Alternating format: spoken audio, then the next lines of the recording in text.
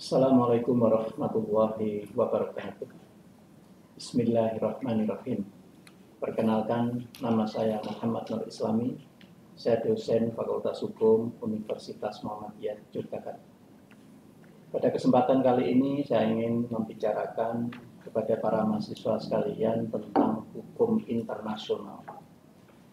Dan yang terutama nanti kita akan membicarakan tentang apakah sebetulnya pengertian daripada hukum internasional. Dan setelah kita memahami pengertian daripada hukum internasional, sebetulnya bagaimana terjadinya hukum internasional itu. Dan bagaimana kita memandang perspektif daripada hukum internasional ini untuk negara kita, karena kita adalah juga anggota masyarakat internasional. Nah, sebagai materi awal daripada kuliah pada kesempatan kali ini adalah kita akan mempertanyakan dulu, apa sih sebetulnya yang dimaksud dengan hukum internasional itu. Dengan demikian kita akan mempelajari definisi yang disampaikan oleh Profesor Dr. Mokhtar Kusumaatmadja. Meskipun banyak definisi tentang hukum internasional, tapi saya memilih satu definisi, yang definisi ini cukup luar biasa, cukup banyak diterima kalangan. Profesor Dr. Mokhtar Kusumaatmadja, SHLM, mengatakan yang disebut hukum internasional adalah keseluruhan peraturan-peraturan hukum, baik tertulis maupun tidak tertulis, yang mengatur persoalan-persoalan yang melintasi batas negara, antara negara dengan negara, negara dengan subjek hukum internasional bukan negara, atau antara subjek hukum internasional bukan negara satu sama lain. Ini adalah definisi yang mudah diterima. Dikatakan tadi bahwa hukum internasional ini terdiri dari tertulis dan tidak tertulis. Tertulis seperti kita ketahui, kita dapatkan dalam konvensi-konvensi internasional. Tetapi hukum yang tidak tertulis juga kita ketahui adanya kebiasaan-kebiasaan masyarakat internasional. Kemudian hukum ini mengatur persoalan-persoalan, bukan persoalan individu, tapi persoalan antar negara. Bagaimana negara satu berhubungan dengan negara yang lain, bagaimana bangsa satu dengan bangsa yang lain, bagaimana peperangan terjadi. Dan juga hukum ini mengatur bagaimana persoalan-persoalan yang terjadi antara subjek yang dinamakan negara tadi dengan subjek-subjek yang lain, seperti misalnya kaum pemberontak, kelompok separatis, kelompok terorisme. Ini adalah persoalan-persoalan yang menarik bagi kita. Dan persoalan-persoalan yang menarik ini juga tidak akan pernah terhenti, selalu saja terjadi. Dan hukum internasional ini dikatakan sebagai hukum yang bersifat publik, urusannya meliputi seluruh dunia. Maka dikatakan bahwa hukum publik itu berbeda dengan hukum privat. Kalau hukum privat adalah urusan individu, tapi hukum internasional itu hukum publik, di mana tidak hanya masalah antar negara, tapi justru seluruh dunia, atau dikatakan universal. Maka lahirlah aturan-aturan yang sifatnya universal, seperti Universal Declaration of Human Rights. Kemudian juga ada bagaimana hukum-hukum humaniter internasional atau cabang-cabangnya, yang kemudian merumuskan tentang peraturan-peraturan tentang konflik bersenjata. Nah, para mahasiswa sekalian, bahwa sumber hukum internasional itu kalau kita baca dalam artikel 38 ayat 1 Statuta Mahkamah Internasional yang bunyinya sebagai berikut: The court whose function is to decide in accordance with international law, such disputes are as submitted to it shall apply international convention with the general or particular, establishing rules expressly recognized by the contesting state, international custom as evidence of a general practice accepted as law, and the general principle of law recognized by civilized nation. Maka bisa ini kita terjemahkan dalam bahasa Indonesia bahwa yang disebut dengan sumber hukum internasional itu yang pertama dan yang utama itu adalah international convention, perjanjian-perjanjian internasional, baik yang bersifat umum maupun khusus. Maka perjanjian-perjanjian internasional ini mengikat negara-negara yang mengikutinya. Tapi juga dikatakan sumber hukum internasional juga ada pada kebiasaan internasional atau international custom. Dan kebiasaan ini sudah diakui sebagai praktek yang umum yang dapat diterima sebagai hukum. Demikian juga di dalam hukum internasional dikenal dengan prinsip-prinsip hukum umum yang diakui oleh bangsa-bangsa beradab di dunia. Di sini ada kata-kata beradab. Konon ceritanya, ya, menurut sumber yang bisa dipercaya, ketika terjadi perang dunia, maka banyak sekali negara-negara yang tidak beradab, yang jahat, ya, melakukan kejahatan kemanusiaan kepada negara lain. Maka sejak itu digunakan istilah negara yang suka memerangi negara lain disebut negara yang tidak beradab. Maka kemudian istilah ini dikatakan, dipakai bahwa kita sebagai anggota masyarakat internasional ini adalah harus menjadi negara-negara yang beradab. Maka dikatakan kita punya prinsip-prinsip umum yang diakui oleh bangsa-bangsa yang beradab di dunia. Dan karakter hukum internasional, watak daripada hukum internasional itu sifatnya adalah European sentris, berkarakter Eropa. Kenapa demikian? Karena hukum ini muncul di Eropa. Para mahasiswa sekalian, ciri daripada hukum Eropa itu tentu berbeda dengan hukum kita. Hukum Eropa itu berpandangan sekuler. Dia memisahkan ajaran agama daripada kehidupan-kehidupan di dunia itu, termasuk di dalam mengatur negara. Karena hukum internasional yang lahir di Eropa ini mewarisi nilai-nilai perjanjian Westphalia tahun 1648 yang mengakhiri penggunaan hukum agama dan digantikan dengan hukum manusia. Jadi sedikit kita cerita, di negara Eropa itu ternyata pernah terjadi perang yang berjalan selama 30 tahun. 30 Years War. Perang 30 tahun terjadi antara tahun 1618 sampai 1648. Para mahasiswa sekalian, perang ini adalah perang yang terjadi antara orang-orang Kristen Protestan dan orang Katolik di Eropa. Sehingga ketika peperangan itu berjalan sampai 30 tahun, mereka kemudian capek sendiri, lelah sendiri. Dan mereka akhirnya berembuk, kenapa kita kemarin perang? Jawabnya adalah karena kita kemarin berbeda di dalam paham agama kita. Oleh karena itu untuk mencapai perdamaian, bagaimana kalau hukum agama tidak kita pakai saja?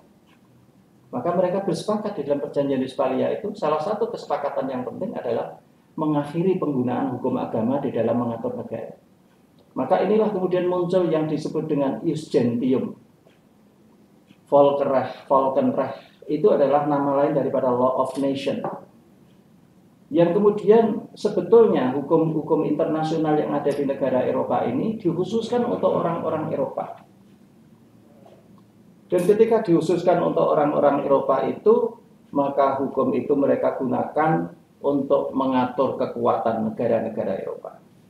Dan di dalam perkembangannya, ya, di dalam perkembangannya ternyata ikatan-ikatan yang ada di Eropa yang sifatnya sekuler ini menarik juga negara-negara lain, termasuk Turki. Dan ketika Turki mau bergabung, maka komunitas Eropa mengatakan, apakah kamu sanggup mengikuti syaratnya? Syaratnya yaitu tinggalkan hukum agama itu di dalam mengatur hubungan antar negara. Dan ternyata Turki terkecoh, ya. Turki mengikuti aturan mereka itu dan Turki kemudian terbukti berubah menjadi negara sekuler ketika dipimpin oleh Mustafa Kemal Atatürk, yang ternyata setelah diteliti oleh orang-orang Islam, Mustafa Kemal Atatürk itu sebetulnya bukan orang Islam tapi keturunan Yahudi Dunamah. Dan di bawah Mustafa Kemal Atatürk ini dimulailah hukum sekuler di negara Turki. Nah, para mahasiswa sekalian, ketika hukum internasional yang bersifat sekuler ini diterapkan di dalam negara-negara kebangsaan seperti negara Indonesia, ini tentu banyak bertentangan. Saya berikan contoh, ketika pasal yang ada di dalam Universal Declaration of Human Rights, terutama adalah pasal 16 dan pasal 18. Pasal 16 mengatakan setiap orang boleh untuk melakukan pernikahan, perkawinan dengan siapa saja, tanpa memandang perbedaan warna kulit, agama, ya, ras. Maka dikatakan di situ, kawin itu adalah bebas, perkawinan itu bebas. Dan ini ketika dikaji dari perspektif agama, perkawinan demikian itu sama saja mengesahkan perkawinan beda agama. Artinya karena mereka tidak berpikir secara perspektif agama, sehingga lahirlah hukum yang seperti itu. Dan di dalam pasal 18 Universal Declaration of Human Rights juga dikatakan bahwa setiap orang boleh memeluk agama apapun, bahkan dikatakan boleh mengganti agama atau boleh murtad. Nah, ini juga bertentangan dengan ajaran Islam. Ini adalah dua pasal yang membuktikan bahwa hukum internasional itu sebetulnya adalah agama, netral agama. Sekali lagi para mahasiswaku, jadi kita boleh mempelajari hukum internasional ini, tetapi jangan salah bahwa tidak semua aturan internasional itu adalah cocok dengan agama kita. Baru-baru ini kita juga diherankan, dikagetkan dengan pernyataan daripada United Nations PBB yang mengatakan bahwa LGBT itu sah. LGBT adalah hak asasi. Maka tim daripada hak asasi manusia PBB mengajak kepada pemerintah kita untuk menerima LGBT ini sebagai sesuatu hak asasi yang sah. Dan alhamdulillah pemerintah kita belum memutuskan untuk bergabung karena diingatkan oleh beberapa tokoh agama.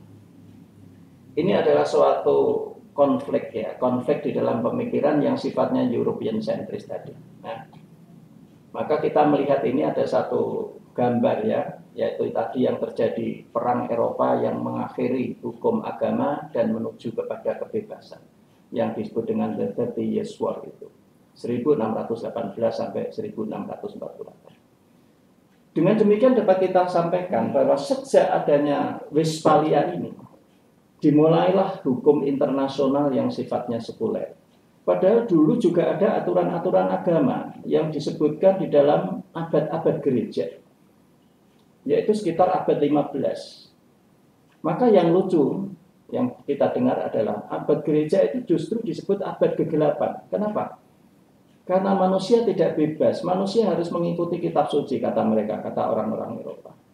Dan ketika ditandatangani perjanjian Westphalia ini, ketika konflik mereka diakhiri, mereka bebas. Maka kita melihat bagaimana Franklin Delano Roosevelt itu juga mengajukan the four freedom, ya, termasuk freedom from religion, freedom from want, freedom from expression, ya, freedom from thinking dan sebagainya. Jadi ini adalah freedom, isinya adalah kebebasan, tidak mau terikat. Maka dikatakan bahwa kebebasan itu adalah unsur utama yang ada di dalam hukum itu. Maka hukum mereka ini sifatnya adalah kapitalisme sekuler bersifat individualis. Ini juga agama. Para mahasiswa sekalian, sehingga dengan demikian, apabila kita melihat pada piagam PBB, yaitu pada artikel 103 Piagam PBB atau Charter of the United Nations dikatakan, in the event of a conflict between the obligation of the members of the United Nations under the present Charter and their obligation under any other international agreement, their obligation under the present Charter shall prevail. Artinya apa, para mahasiswa? Jika terjadi suatu konflik pertentangan di antara kewajiban-kewajiban anggota PBB yang itu ada di dalam Piagam PBB, dan kemudian ada kewajiban-kewajiban lain dari perjanjian-perjanjian mereka sendiri yang sesuai dengan hukum-hukum yang mereka perjanjikan. Dan bila terjadi konflik semacam itu, maka yang diutamakan adalah aturan-aturan daripada Piagam PBB. Apa artinya ini? Artinya perjanjian-perjanjian yang dibentuk termasuk oleh negara-negara manapun termasuk negara Islam tidak boleh bertentangan dengan Piagam PBB. Maka ini artinya adalah Piagam PBB sebetulnya adalah charter yang sangat luar biasa. Dia menyatakan diri sebagai norma dasar hukum internasional. Jadi ketika kita melihat bahwa hukum internasional ini akan diterapkan untuk seluruh dunia tanpa reservasi, tidak boleh ada orang yang menghalang-halangi, terutama ada artikel 103. Hal ini yang kemudian menandakan bahwa era sekarang ini adalah era hukum internasional. Dan era hukum internasional ini kemudian ketika kita tidak lagi berbicara tentang hukum-hukum agama, tentu juga akan mendatangkan konflik-konflik. Seperti yang kita lihat pada konflik yang terjadi di Israel dan Palestina yang berjalan sangat lama. Oleh karena itu, pada perkuliahan hukum internasional ini, kita juga akan melihat bagaimana hukum itu diatur, terutama tentang masalah peperangan. Bagaimana organisasi internasional itu diatur oleh PBB itu sendiri. dan bagaimana hubungan antara satu negara dengan negara lain. Bagaimana organisasi-organisasi yang sifatnya keagamaan juga akhirnya diatur. Dan bagaimana hubungan antara agama dengan kegiatan-kegiatan keagamaan juga akhirnya terkena imbas daripada aturan internasional ini. Nah, kembali kepada artikel 103 ini, maka dapat dikatakan bahwa sebetulnya di dalam Undang-Undang Dasar 45 kita juga ada aturan-aturan semacam ini. Karena apa? Karena di Indonesia semua peraturan perundang-undangan tidak boleh bertentangan dengan UUD 45 dan Pancasila. Dikatakan bahwa UUD 45 dan Pancasila adalah ground norm, norma dasar yang harus diikuti. Dan ketika norma dasar ini harus diikuti, pertanyaan kita, apakah norma dasar itu betul-betul cocok? Apakah norma dasar itu cocok untuk semua keadaan? Apakah cocok untuk semua ajaran agama? Dan ketika kita mendebat persoalan itu, ini diartikan kita adalah menentang kekuasaan negara. Demikian juga di dalam hukum internasional, ketika kita mendebat kemauan daripada PBB, itu artinya kita berhadapan dengan komunitas internasional. Dengan demikian, norma dasar dari hukum internasional modern tidak hanya ada di dalam PBB, tapi kemudian muncullah konvensi-konvensi internasional yang tidak pernah berhenti, seperti persoalan-persoalan yang berkaitan dengan masalah-masalah kejahatan internasional. Seperti diketahui ada kejahatan perang, ada kejahatan terhadap kemanusiaan, ada kejahatan genosida, dan ada kejahatan agresi. Dan tidak hanya berhenti sampai di situ saja. Perkembangan daripada kejahatan internasional berkembang sedemikian pesatnya, sehingga menurut Sherry Glacioni terdapat sekitar 28 kejahatan internasional. Dan kita melihat bahwa wewenang daripada pengadilan internasional di International Criminal Court itu hanya 4 macam kejahatan, yaitu kejahatan perang, kejahatan terhadap kemanusiaan, kejahatan genosida, dan kejahatan agresi. Lalu di manakah kewenangan-kewenangan daripada pengadilan yang lain dari 24 kejahatan yang lain? Tentu hal ini dimainkan oleh negara adikuasa, di mana adikuasa kemudian membuat pengadilan-pengadilan ad hoc, dan pengadilan-pengadilan ad hoc ini, para mahasiswaku sekalian, sering dikatakan sebagai victor justice. Pengadilan yang dikuasai, dibentuk, diarahkan, diputuskan sendiri oleh negara-negara pemenang perang. Contohnya kita lihat dalam kasus Saddam Hussein, di mana kasus Saddam Hussein mestinya itu dapat diadili di ICC, ternyata diarahkan dibentuk adanya IST, Iraqi Special Tribunal. Dan kita tahu pembentuk Iraqi Special Tribunal ini adalah Amerika bersama pemerintah transisi Amerika, pemerintah transisi Irak. Dan ini adalah suatu kekurangan, suatu kekeliruan yang sangat mendasar di dalam pengadilan internasional. Dan oleh karena itu dapatlah kita simpulkan, ciri daripada pengadilan internasional itu juga bersifat rekayasa, penuh dengan konspirasi. Demikian yang mungkin bisa saya sampaikan sebagai kuliah pendahuluan untuk memahami apa yang disebut hukum internasional itu, bagaimana sumber-sumbernya dan bagaimana deklarasinya, dan apakah itu muncul di dalam suatu era tertentu. Ternyata betul muncul di dalam era yang disebut dengan berakhirnya peperangan antara kelompok Kristen, Protestan, dan Katolik, dan itu ada di suatu perjanjian yang disebut Westphalia, dan disitulah kemudian dimulai hukum-hukum yang bersifat sekuler. Demikian, apabila ada kekurangan mohon dimaafkan. Akan kita sambung pada kesempatan berikutnya. Assalamualaikum warahmatullahi wabarakatuh.